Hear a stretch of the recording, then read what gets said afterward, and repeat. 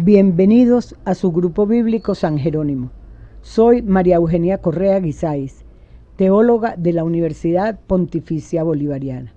Abre tu mente y tu corazón para que lo que estudiemos lo podamos hacer vida y lo más importante, lo demos a los demás. Todas las clases las vamos a empezar con la oración a San Jerónimo y continuaremos con la oración al Espíritu Santo para que nos ilumine para entender bien las Sagradas Escrituras. Hoy empezamos la historia de la salvación con una introducción. Oración de San Jerónimo. Oh Dios, que concediste a San Jerónimo saber gustar de las Sagradas Escrituras y vivirlas intensamente, haz que nosotros, tu pueblo, nos alimentemos cada vez más de tu palabra y encontremos en ella la fuente de vida. Por nuestro Señor Jesucristo, tu Hijo, que vive y reina contigo en la unidad del Espíritu Santo y es Dios por los siglos de los siglos. Amén. Invocación al Espíritu Santo. Me dispongo, Señor, a estudiar tu palabra.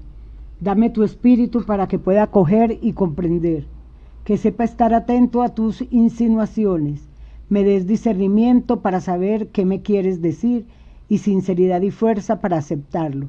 Espíritu Santo, ilumínanos y santifícanos en el nombre del Padre, del Hijo y del Espíritu Santo. Amén. Este curso que vamos a empezar consiste en una exposición de la historia de la salvación, es decir, estudiaremos la Biblia desde la primera página en la que se narra cómo Dios creó todo lo que existe hasta la última del Apocalipsis que nos recuerda las promesas de Jesús para toda la iglesia.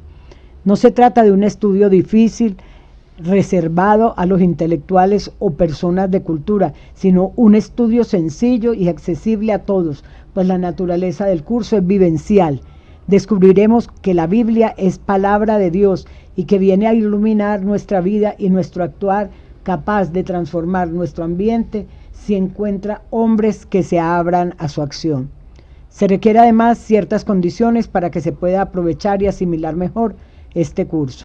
Primero, gran apertura de corazón, pues lo que se pide para entender las verdades de fe no es cultura ni inteligencia, sino disposición. Segundo, lectura de fe, ya que la Biblia no es tan solo una obra literaria, sino la palabra de Dios que dirige a los hombres. Por lo tanto, debe superarse la natural curiosidad intelectual que surge cuando nos disponemos a estudiar la Biblia, como por ejemplo, saber cómo ocurrieron las cosas o acumular argumentos para contestar a los protestantes, etc. 3. Perseverancia, pues nunca terminamos de aprender la palabra. Cuarto, buscar ayuda y dirección en la misma comunidad cristiana para evitar el aislamiento y empeñarse en hacer viva la palabra en comunión con nuestra Iglesia Católica. El objetivo principal de este curso es llegar a considerar la historia de salvación como nuestra propia historia personal. Por historia de la salvación entendemos toda la narración de sucesos y acontecimientos bíblicos en los que se manifiesta la iniciativa de Dios para salvar a los hombres. Desde siempre el hombre ha sido la obra predilecta y amada de Dios. Por eso busca su salvación dirigiéndole su palabra de muchos modos y muchas maneras. Ese mensaje dirigido a los hombres de aquel tiempo se convierte gracias a la palabra en mensaje para nosotros el día de hoy, pues las experiencias de los personajes bíblicos son experiencias humanas por las que todos pasamos. La historia de la salvación es un tejido de historias de hombres y su relación con Dios, de cómo, a pesar de las miserias y debilidades de esto, Dios no se cansa de hablarles. Esa es la historia de la salvación, la historia de amor entre Dios y los hombres, o mejor dicho, del amor de Dios al hombre. Todas esas palabras, experiencias e historias, Dios quiso dejarlas plasmadas en la Escritura, para que todos pudiéramos alimentarnos de ella. Así pues, a pesar de que ocurrieron hace muchos cientos de años, no son ajenas a nosotros, sino que reflejan nuestro mismo sentir y actuar. Como veremos más adelante, la palabra de Dios es siempre viva y actual. ¿Por qué estudiar la historia de la salvación? En Lucas 24:32, cuando Jesús se encuentra con aquellos dos hombres que van tristes porque ya lo mataron, se le desmorona su esperanza, su ilusión, y no solo a ellos, sino a todos. Jesús se encuentra con ellos y les pregunta qué van haciendo, qué van diciendo. Ellos le hablan de que están tristes, de que se murió Jesucristo, lo mataron, etc. Entonces se dijeron el uno al otro. ¿No sentíamos arder nuestro corazón cuando nos hablaba en el camino y nos explicaba las Escrituras? Esa misma sensación yo la tuve cuando descubrí un curso de Historia de la Salvación. Ya me gustaba mucho la Biblia, ya tenía varios años estudiándola, pero cuando empecé a ver el orden de la Biblia, la historia completa, digamos toda la película, no nada más pedacitos, sí sentía eso, me ardía el corazón. Me emocionaba tanto con cada cosa nueva, fue tan grande mi emoción que al mismo tiempo que la iba estudiando quería darla a los demás. Por eso me decidí a hacer este curso. Esa es la misma sensación que tú debes sentir al conocer toda la historia. Esto te ayuda mucho para muchas cosas. Aquí tengo algunas. Hace arder nuestro corazón y casi es literal y es muy bonito. Entendemos mucho mejor la Sagrada Escritura, especialmente en las lecturas de la misa, porque ya sabes ubicar, por ejemplo, dónde está el rey David, dónde está el rey Salomón, de qué me están hablando cuando me hablan del exilio, cuando me hablan de que el pueblo está llorando. La gente habitualmente lo escucha, pero no lo ubica. Pero cuando vas a una misa y escuchas la lectura, y aunque el padre no lo explique, tú ya sabes de qué está hablando. Tú tienes claro eso porque sabes dónde está y sabes por qué la iglesia ha puesto 3 lecturas, incluido el Salmo, unidas en la misma misa, porque todas tienen relación. Entonces te ayuda mucho a entender la historia de la salvación. Entendemos nuestra relación con Dios. Quizá el punto más importante, entender nuestra relación con Dios.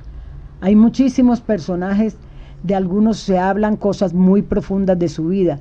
Debemos vernos como en un espejo, en ellos, en casi todos. Por alguna razón, el Espíritu Santo te ayuda a entenderlo y te va ubicando en esa relación que debes llevar con Dios, en esa idea que Dios tiene de ti y en esa idea falsa que a veces tú tienes de Dios y te dice, ojo, por aquí no es, fíjate cómo piensa Dios. Para eso te sirve estudiar toda la Escritura, toda la película completa y no solo pedacitos, porque los pedacitos son muy bonitos, pero también con pedacitos el protestante ataca al católico y el católico se lo cree. Entendemos nuestra existencia. ¿Para qué vine? ¿Para qué nací? ¿Cuál es el objetivo de esta vida?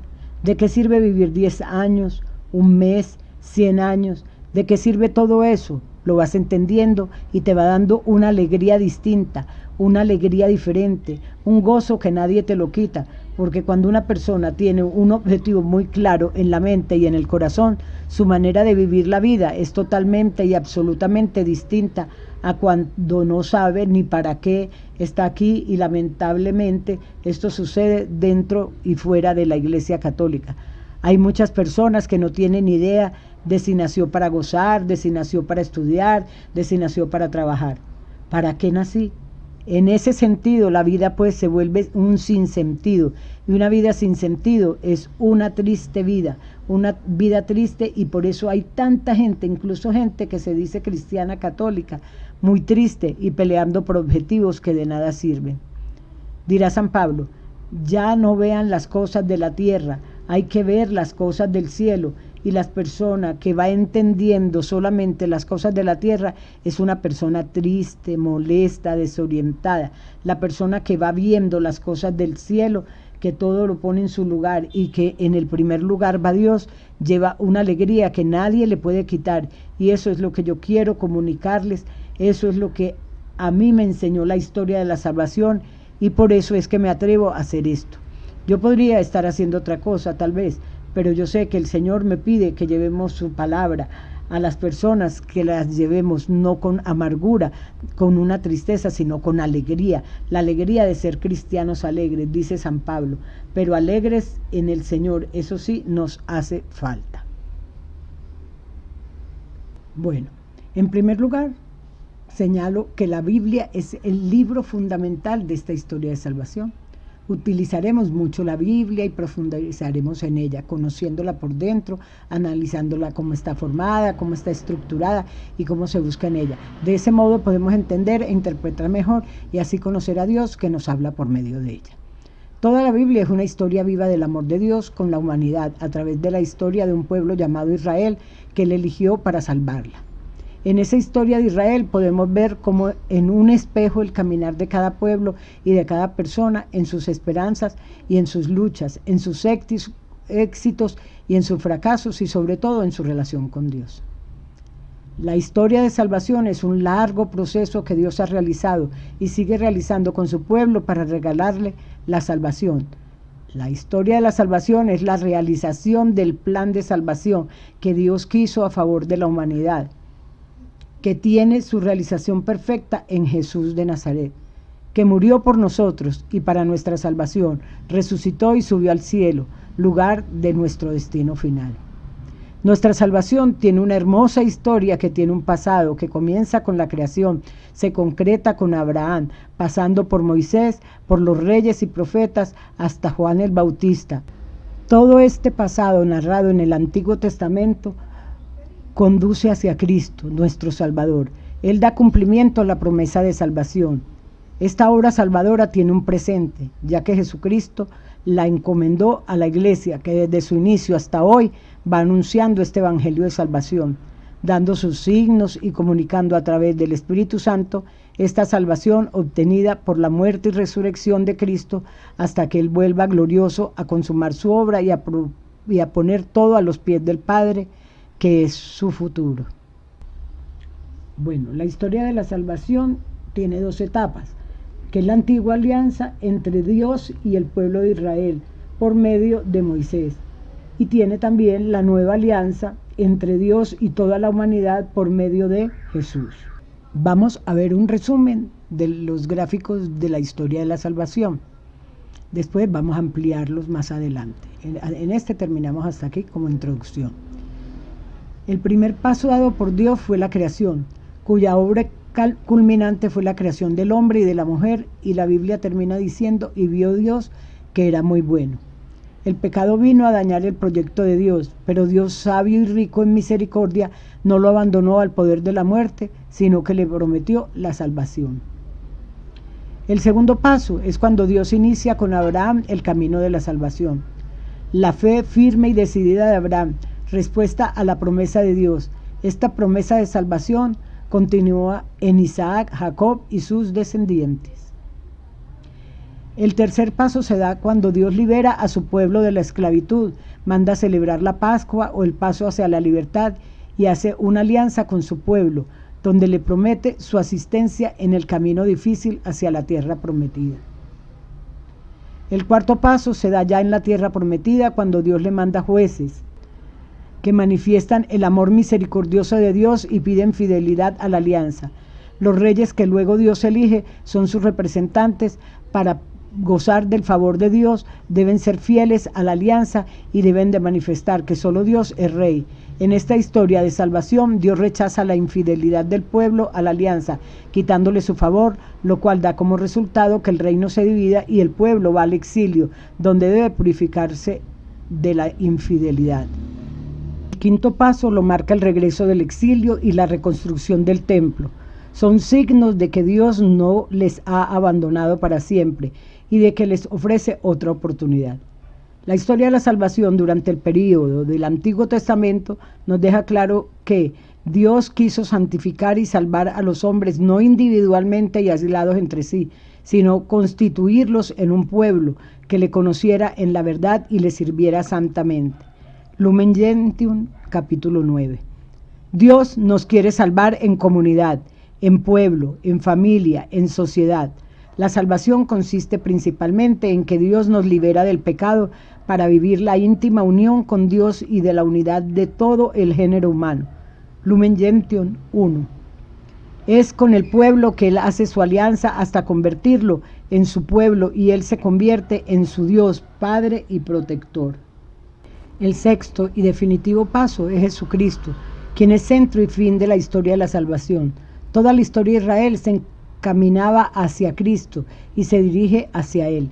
El Padre envió a su Hijo para que viviera entre ellos y le manifestara los secretos de Dios. Jesucristo, el Verbo hecho carne, con palabras y obras, señales y milagros, y sobre todo con su muerte y resurrección, lleva a cabo la obra de la salvación que el Padre le confió, y finalmente, con el envío del Espíritu, completa la revelación y confirma con todo el testimonio divino que vive en Dios con nosotros para librarnos de las tinieblas del pecado y de la muerte y resucitarnos a la vida eterna. El séptimo paso es la Iglesia, continuadora de la historia de la salvación, llevando a cabo la misión de Jesucristo en la tierra. Ella misma es sacramento de salvación. Jesucristo ha formado un nuevo pueblo, el pueblo de la nueva alianza que llamamos Iglesia, de la que Él es cabeza y pastor.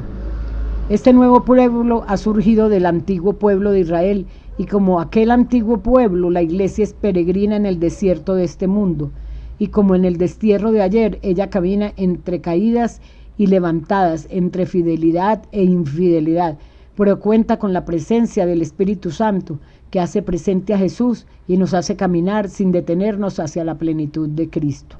Siendo una, santa, católica y apostólica, caminamos en la esperanza, confiados en el Señor y realizando su misión de profeta, de sacerdote, de rey en medio de esta humanidad. Como pueblo sacerdotal, la Iglesia hace presente a Jesucristo, el único sacerdote quien a través de su Espíritu continúa siendo el mediador entre el Padre y la humanidad. Como pueblo real, la Iglesia se muestra servidora de toda la humanidad, especialmente de los pobres y abandonados. Oración final. Padre Santo, tú nos hablas en la Sagrada Escritura. La Biblia es la palabra que tú quieres comunicarnos. Jesús, tú eres la palabra hecha carne. Tú eres la expresión de Dios que hablas a los seres humanos.